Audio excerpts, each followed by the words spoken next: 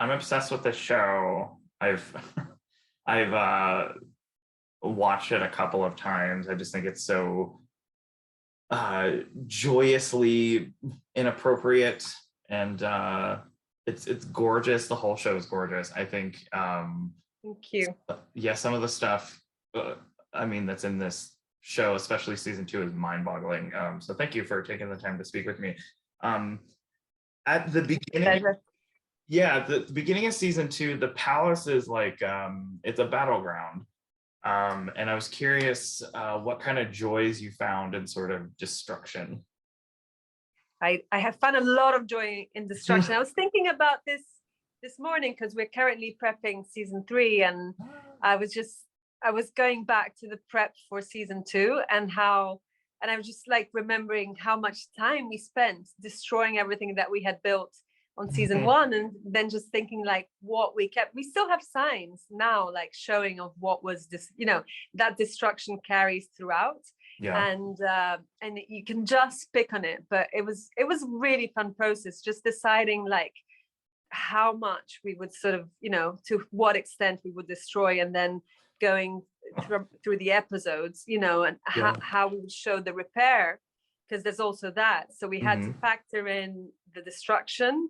So rebuilding doors that we, initially done really perfectly, whatever, rebuilding them so we could sort of properly destroy them, and that they had the right thickness, and the pilasters that, had to be properly made so that we could sort of, chip into them. So that was a really fun process. And then we had to factor in the rebuilding that you'd see sort of Catherine takes over, and then, how do we show, and so there's like an episode where it's like the rebuilding, where we've got like, struts and wooden bits, like, sort of actually holding up the ceiling, and we've tried to make it quite evident. And I don't know if the audience picks up on it, but it was just like, properly drawn and pin like the moments where we're going to do, like how far the destruction goes, and then how do you see the rebuilding and the fixing of it. So yeah, I think there's a moment, I don't remember specifically which episode, I think it's either 1 or 2, where the characters like come in through a room and they have to sort of run around, like in my mind I call it a barricade, where it's like chairs stacked on top of each other, sort of reminded me a little, the word barricade reminds me of like Les Mis, where you have to like take things. Well, we did call it the barricade. So actually that was like the neutral corridor. So we created two like what were checkpoints on each side of the long corridor. And we had Peter's barricade, that was the one that reminds you of the Miz, because Peter's more like haphazard, disorganized, and he was just, his people were grabbing things from the palace and sort of creating like doors and whatever, and just being really sort of savage about the way they were doing it. Whilst Catherine had, Velementor, the head of the general of the army, on her side. So her side, her barricade was more military and sort of properly done with what used to be sandbag. They were actually sort of, they weren't sandbags. We also didn't want it to sort of look like Second World War vibes. So they were actually flour bags from the kitchen. And so we made all these sort of little sort of makeshift sandbags that were supposed to look like flour bags from the kitchen. And they were all sort of, there was the palace logo, block printed on each of them. And I'm glad you picked up on that, because it's so quick, that scene, but so much work went into planning it and doing it. I sort of, now that you say that, I sort of didn't even take into account like how even the building of how each person would build it, it sort of is also steeped in the character. If Peter is really haphazard, and I could see him just being like, just build something to block everyone out, but Catherine, who would probably be a lot more studied, she would her idea of a barricade would look so different. So I guess if you put them next to each other, you could sort of see the character distinction between the barricades. If I could show you the drawings, like we actually have Catherine's side. I mean, we have a lot of fun on this, with this sort of backstory on the show. How would Catherine do this? And it's 4 months since the end of season 1. So what happened in those 4 months? You know, obviously they don't have a lot of time to do things. Get done in this palace in general quite quickly. You know, they have a roller coaster built over a night, you know, and you don't ask yourself too much questions about, oh, how do they actually plan it, design it, you know, it just happens, and they have the, you know, facility to do that. But we try to reflect the characters whenever we do anything. So baby shower was done over a night. Peter had the idea and poof. I want to ask about the baby shower scene, just because that set is insane, and it's just one of those things where it makes me think of it makes me wonder, like, how people, you know, during this time period would do that. Like the things hanging from the ceiling, there's so many different colors in there. That's such a different space for them to work in that we haven't seen yet. And I sort of like how Peter's costuming sort of reflects back to the production design. I guess since that's sort of a new space for the characters and the show, what was sort of the inspiration there? Because I love that set. I love the color there. Thank you. So the baby shower was going to potentially happen in one of the salons. And I think because Peter was in house arrest, it then made sense that it would have to happen in his bedroom. And so it's a set that we do know. And for me, it was like, you know, what would he do if he had the possibility of creating a set himself in his room? So I imagined the panels like sort of wallpaper, and it referred back to Giotto's paintings and the Cappella degli Scrovegni, which is a beautiful chapel in Italy, which has like these stars. And so that's the blue of the stars on the main walls, on the panels. And clearly, like, because it was a baby shower, when we had a meeting with Sharon Long, the costume designer, and Louise Coles, the hair and makeup artist, and Tony McNamara, we did think like, okay, so the costumes could go sort of baby pastels, because we never do that. So that's the scene that we could go towards that. And because that was going to happen within the costumes, and Sharon very quickly put together a mood board, I was sort of working towards those colors too. And I thought, no, we should keep those tones in the costumes and then support those colors by going darker on the walls. So that's why we went sort of this darker sort of tone of blue on the walls, and so that the costumes could pop out. And same, but we did have clouds hanging. So what we did is, like, there was this like beautiful sort of quite chunky rope that was sort of hanging from side to side across just under the ceiling, but sort of drooping down. And then to those were attached the clouds, and each cloud had a little tassel that sort of looked like a bit of rain coming down. I love that. and yes, the clouds were sort of pastel colors, and they were hand painted, and they were lit from inside. And obviously no one has to ask themselves how they were lit from inside. Were there candles inside? But so that was the color palette for that room. And there was a fountain in that room. So I don't know if you picked up, there was a vodka fountain in that room. Because that was also the idea that Peter could never leave the room. Seldomly, he either escaped and he went sort of truffling or whatever.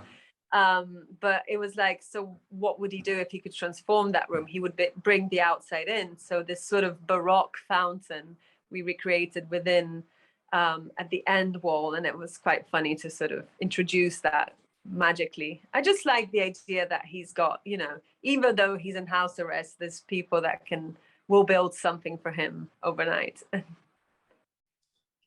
He's, oh my gosh, I was not expecting the sort of journey that his character takes. The writing of this show and what Nicholas does, like, I think the character is going to go one way, and then the show completely subverts my expectations. And I feel like I love the idea of him just wanting to design a baby shower in his room. Like, the concept of that is really funny to me. Sorry, I lost you for a second. Yeah, that's okay. Sort of going along with the baby shower, I have to ask about Paul's nursery, because I like the paintings on the walls. I feel like any child would be lucky to have sort of something like that. What can you tell me about the inspiration for that? Because I love looking at the paintings. I saw some online, and when I rewatched the episode, I was really struck by those. So the idea behind that was, again, it's a Peter's design. Yeah. But I, with the sort of leitmotif being wanting to sort of, in season 2, bring the outside in, I had an idea of sort of using trompe-l'oeil throughout the whole season, and there was never the right time or enough time to do that sort of within our sets. Okay. So I just wanted to bring in paintings of some sorts, be them trompe-l'oeil, of architecture and gardens. And so suddenly I was like, okay, I've got this nursery to design, so that's my opportunity to paint the walls. So instead of going like the trompe-l'oeil sort of renaissance, I thought I should look back into sort of Russian folk art, and we hadn't done any of that. And the palace is like, there are some rooms that I'm inspired by Russian palaces, but not many. It's a sort of pastiche of, you know, collage of different inspiration of different palaces, I think. So this was my opportunity to sort of go a little bit more Russian. And so I did look into Russian folk art, illustration books, and then again made a collage. And I did also want it to look scary though, because it's Peter's idea of what is like entertaining for a child. So there's like limbs of dragons that are cut. If you go into detail of what those drawings are, there's a bear fighting with a crocodile, and there's like a medieval town burning. So it's not straightforward like, oh, pretty, you know, fairy tale paintings. Right. It's dark, it's quite grim if you go, and hence the fireplace too, because a lot of my sets were inspired by an Italian interior designer and set designer too. I'm now going to have a blank of his name, so give me 1 second, because I can tell you, I've got so many books of his and he's just disappeared. I'll go back to it. 1 second. Anyway, so this interior designer, I mean, whose book, I've got like thousands of his books, none here. Well, one of his rooms, one of the houses that he designed had this beautiful, beautiful fireplace, which is like this sort of, it's a man's face with a big open mouth. And I just was so I've always been wanting to use, and you know, sort of something that referred to that fireplace. And I thought, okay, this is our chance to do this. But obviously it wasn't, it had to be a bear's fireplace, because there's also Peter and the bear, and he's always like, he gives Catherine a bear. So we always go back to bears. And so it was inspired by the poor Italian architect. I can't remember the name now, but I will get back to you. Okay, yeah, sure.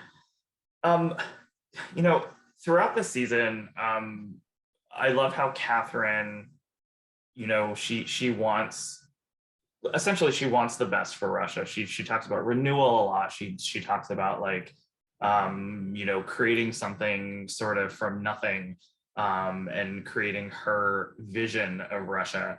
I was really struck by this. This might be really random, but there's a scene where I think they are, I can't remember who she's meeting with, but there's like a panel behind her. It's like a marble panel with like different colors on it, where she's meeting like a different individual, I think merchants. And she's meeting merchants, and she's making them into noblemen. So right. So I was just curious, like, how do you sort of balance like introducing Catherine's vision as she's sort of trying to improve everything, sort of like recreating the palace her way with the sort of traditional ideals of what the palace was, sort of like taking over that from Peter and the history of Russia, if that sort of makes sense. So we tried to introduce that idea, and we might, I don't know how we're going to go forward in season 3, but basically I think we see that more so in the stateroom, which is like her office, which she took over from Peter. There, I think in the dressing of that room, you suddenly see globes appear and busts of philosophers, and so there's a sort of neoclassical inspiration that you see sort of taking place in that room, and you see the decoration. I think the furniture is also changing a bit, and so her ideals of like, you know, the renewal of a palace is present in that room. That specific scene that you're talking about was actually very much inspired by what the noblemen were looking like. So again, Sharon introduced a lot of colors with their costumes, and I thought, oh, this is again a chance for me to bring in color on our sets, because we haven't done that so much. So I was inspired. I was always very much into like how Russian palaces, or in general, I think also furniture, uses marbles, and there were these beautiful snuff boxes which were made out of like many different sort of little portions of marbles put together. And I thought, oh, we should try that on the walls, and just sort of, you know, we also had some tables that did that with sort of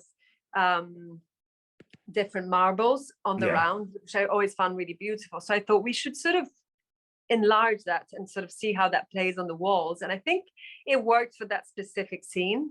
And it's probably not a salon that we'll go back to. And we do that a lot, I think, on this show. And it's quite luxurious in that way. It's fun for us to play with, I think, the possibility of suddenly having a new salon, but it's a specific salon for a scene or a few scenes, and it doesn't need to play so much, you know, throughout the season. And that was the case with that specific scene. And I think, you know, the colors of the costume bounced interestingly with the very strong colors of the marbles on the wall. And we did keep the paneling, because that specific salon changes around a lot, but it always has like an interesting sort of paneling. Instead of having like paintings hanging on the wall, it's paintings framed within this existing paneling. So it's sort of using architecture to, you know, paintings within the architecture, and not just hanging in a specific room. Okay, that's amazing. I just have to say, before I let you go, I know that there's just so much in this show. Everything is so exquisite. I think there's even like a brief section where like they burst into the Archie's chambers, and just everything on the walls is so gorgeous. So I feel like I could talk to you for hours about every single room, but I do have to wrap. So thank you so much for your time. I'm really hoping nominations are plenty for season 2, because I love it so much. Thank you, Joey. Thank you. Thank you so much. So the architect I was talking about is called Renzo Mongiardino, and his room also really inspired Archie's room that you just mentioned now. So wonderful. And it was actually look that up. His design for Versace's house in Milan, and paired together with the apartment he designed for Rudolf Nureyev in Paris. So those put together were the inspiration for Archie's room, which you were saying. That's so great. I'll have to look that up now. I have a lot to research myself now. Thank you so much for your time. Thank you so much for your time. Stay lovely to meet you. You too. Bye-bye.